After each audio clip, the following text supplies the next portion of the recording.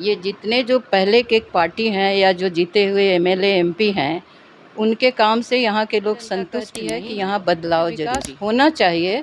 उस तरह से राजनेता अभी प्रेजेंट में है, चाहे वो एमपी हो या एमएलए हो, उनकी कार्यशैली से हम लोग संतुष्ट। जल जमाव का सबसे बड़ा कारण है कि जो धनौती नदी है, जो शहर के पश्चिमी दिशा में बहती है, तो पहले जो हम लोग यहाँ रहते थे तो काफ़ी नदी का पाट चौड़ा था और उसका फ्लो था, तो उसको लोगों ने अतिक्रमण करके एक नाला के रूप में रख दिया है। और ये इतना खूबसूरत नदी है धनौती, जो पश्चिमी चंपारण के बेतिया से निकलती है, आगे जाके ये गंडक में भी मिल जाती है, तो ये शहर को चारों तरफ से घेरे हुए है। तो उसको लोगों ने इस तरह से इंक्रोच किया है कि वो एक नाला के रूप में रह गई। कि जो हमारे नेता हैं उनमें इच्छा शक्ति की कमी है। आम पब्लिक को क्यों नहीं कहता है कि पलायन रोकने के लिए आपके पास क्या प्लान है? बिना प्लानिंग का तो आप कुछ नहीं। जैसे कि नेपाल में छोटा छोटा चलता है, हमारे इंडिया में क्यों नहीं हो सकता है? तो ये तो इच्छा शक्ति चाहिए नेताओं को। नमस्कार, मैं जितेंद्र कुमार और आप सभी देख रहे हैं एटीवी बिहार। अभी हम मोतिहारी शहर में एक ऐसे शख्सियत के साथ हैं जो प्रोफेसर गीता सिंह जी हैं। इनका परिवार का राजनीति में काफ़ी सक्रिय रहा है। इनके ससुर स्वर्गीय गजाधर बाबू विधायक भी रहे हैं। चंपारण जिला में इनके परिवार का राजनीति में काफ़ी प्रवेश भी रहा है। एमएस कॉलेज और आयुर्वेदिक कॉलेज की स्थापना में इनके परिवार का महत्वपूर्ण योगदान है। साथ ही इनके परिवार अभी यह गांधी संग्रहालय में सक्रिय सदस्य है।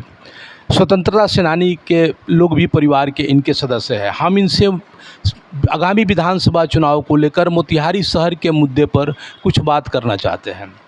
सबसे पहले मैडम, आपका स्वागत है एटीवी बिहार में। आपका भी मैं स्वागत करती हूँ इस चैनल पर। मेरा नाम गीता सिंह है। मैं स्वर्गीय रविंदर सिंह की पत्नी हूँ और मेरे ससुर बाबू गजाधर सिंह महान स्वतंत्रता सेनानी थे, जिनका ज़्यादा जीवन जेल ही में बीता और बाद में जब निकले तो वो प्रथम पताही के एमएलए हुआ करते हैं। हाँ। एक चीज़ बताया जाए मैडम, अभी विधानसभा चुनाव आ रहा है, पूर्वी चंपारण जिला मुख्यालय है। इस बार चुनाव में महत्वपूर्ण मुद्दा क्या रहेगा? इस बार महत्वपूर्ण मुद्दा ये है कि ये जितने जो पहले के पार्टी हैं या जो जीते हुए एमएलए एमपी हैं, उनके काम से यहाँ के लोग संतुष्ट नहीं हैं और आम जनता कहती है कि यहाँ बदलाव ज़रूरी है। आम जनता का सोच है कि बदलाव जरूरी है। हाँ, आम जनता यही कहती है। मैं जितने लोगों से मिलती हूँ तो कहते हैं कि हाँ, इसमें बदलाव बहुत ज़रूरी है। आप बुजुर्ग महिला हैं, आप मोतिहारी को बहुत करीब से देख रही है। क्या यहाँ के विकास से लोग संतुष्ट है? देखिए, ऐसा नहीं कहा जा सकता है कि यहाँ विकास नहीं हुआ है। विकास हुआ है, जैसे फ्लाईओवर का बनना, रेलवे स्टेशन पर भी बन रहा है, बलुआ पर है, या कचहरी में जो लोगों को दिक्कत होती थी वहाँ भी बना है। लेकिन जिस तरह से विकास होना चाहिए उस तरह से नहीं हुआ है। क्या और यहाँ विकास में कमी रह गई है? क्या चीज़ ज़रूरी है जो होना बाकी है? विकास में कमी ये है कि जो हमारे राजनेता अभी प्रेजेंट में है, चाहे वो एमपी हो या एमएलए हो, उनकी कार्यशैली से हम लोग संतुष्ट नहीं हैं। उनमें ऐसी भावना नहीं है कि इसको पूरा किया जाए। और आज जितने जो राजनीतिक पार्टी हैं या वो जो एमएलए एमपी हैं, वो सिर्फ प्रोजेक्ट दिखाना चाहते हैं कि ऐसा हुआ, सही ढंग से काम हो ऐसा नहीं हो पाया है। शहर के बीचों बीच मोती झील है, बगल में धनौती नदी है, फिर भी शहर में जल जमाव की समस्या है। इस पर क्या कहिएगा आप? जल जमाव का सबसे बड़ा कारण है कि जो धनौती नदी है, जो शहर के पश्चिमी दिशा में बहती है, तो पहले जो हम लोग यहाँ रहते थे तो काफ़ी नदी का पाट चौड़ा था और उसका फ्लो था, तो उसको लोगों ने अतिक्रमण करके एक नाला के रूप में रख दिया है। और ये इतना खूबसूरत नदी है धनौती, जो पश्चिमी चंपारण के बेतिया से निकलती है, आगे जाके ये गंडक में भी मिल जाती है, तो ये शहर को चारों तरफ से घेरे हुए है। तो उसको लोगों ने इस तरह से इंक्रोच किया है कि वो एक नाला के रूप में रह गई है। तो आखिर पानी का फ्लो जाएगा कहाँ? शहर में बाढ़ आएगा ही। और जो नदी का विकास है हम पदाधिकारी जो कार्यपालक हैं उनसे कहना चाहते हैं कि जिस समय एनक्रोचमेंट होता है उस समय वो लोग कुछ नहीं करते हैं। लोग अपना सारा पैसा लगा के घर बना लेते हैं और जिस दिन तोड़ेंगे तो उस दिन हल्ला होगा, तो प्रशासन क्यों सोया रहता है? उनके पास क्या ये नहीं है? यहाँ एमएलए हैं,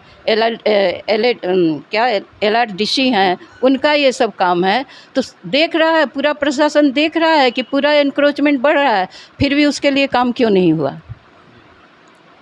कि एक चीज़ और मैडम, सेंट्रल यूनिवर्सिटी का स्थापना हुए कई वर्ष बीत गया, लेकिन आज भी किराया के मकान में चलता है। क्या इसके लिए भवन अनिवार्य नहीं है? यदि भवन की ज़रूरी है तो इसका दोषी कौन है मैडम कि भवन नहीं बन रहा है? भवन तो बहुत अनिवार्य है, और जिस भवन में भी चल रहा है मैं देखती हूँ कि बच्चे इतने इंटेलिजेंट हैं कि अच्छे अच्छे जगहों में उनका रिप्लेसमेंट हो जा रहा है कॉलेज के थ्रू। लेकिन इसमें सबसे बड़ी हमारे नेताओं की इच्छा शक्ति में कमी है। जहाँ तक ज़मीन का मामला है तो उसमें दलाली चलता है। यदि ज़मीन का मामला सॉल्व हो गया रहता तो फिर कोई दिक्कत नहीं होती, सेंट्रल यूनिवर्सिटी का अपना भवन हो जाता। तो हम तो उसमें यही कहेंगे कि जो हमारे नेता हैं उनमें इच्छा शक्ति की कमी है, बीच में दलाल लोग घुस जाते हैं। अभी जो समय है हर चीज़ में दलाली है, तो उसको सॉल्व करना तो नेता ही करेंगे, आम जनता तो करेगी नहीं। एक चीज़ और मैडम, सारी पार्टी के लोग पलायन पर करते हैं, अपना विज़न बताते हैं कि बिहार से पलायन रुक जाएगा, प्लान रुक जाएगा, लेकिन इसका विज़न किसी ने नहीं बता रहा है कि कैसे यह रुकेगा। इस पर आप क्या कहिएगा? मैं ये कहना चाहती हूँ कि आज वोट के लिए हर नेता यही कहता है कि बिहार से पलायन रोकना है, तो वो आम पब्लिक को क्यों नहीं कहता है कि पलायन रोकने के लिए आपके पास क्या प्लान है?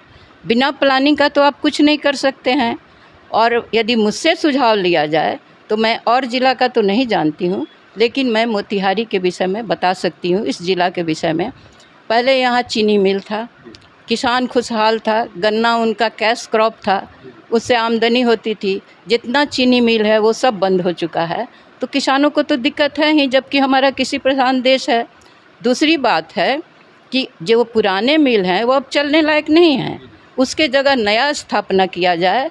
जैसे कि नेपाल में छोटा छोटा चलता है, हमारे इंडिया में क्यों नहीं हो सकता है? तो ये तो इच्छा शक्ति चाहिए नेताओं को, जो एमएलए एमपी बनते हैं और ये नेता जो इतना भाषण देते हैं। तो आप बताएं तो कि यहाँ विकास कैसे होगा, किस तरह से आप पलायन रोकिएगा?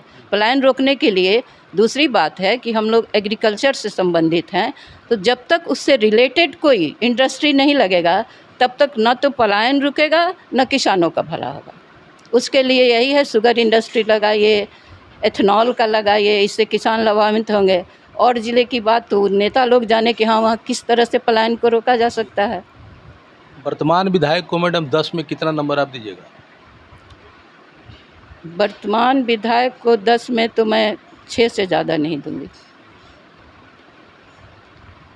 चलिए, बहुत बहुत धन्यवाद है मैडम आपसे बात करके। आप लोगों को भी बहुत धन्यवाद जो आप यहाँ इस ज़िला के ज्वलंत समस्या को उठाया।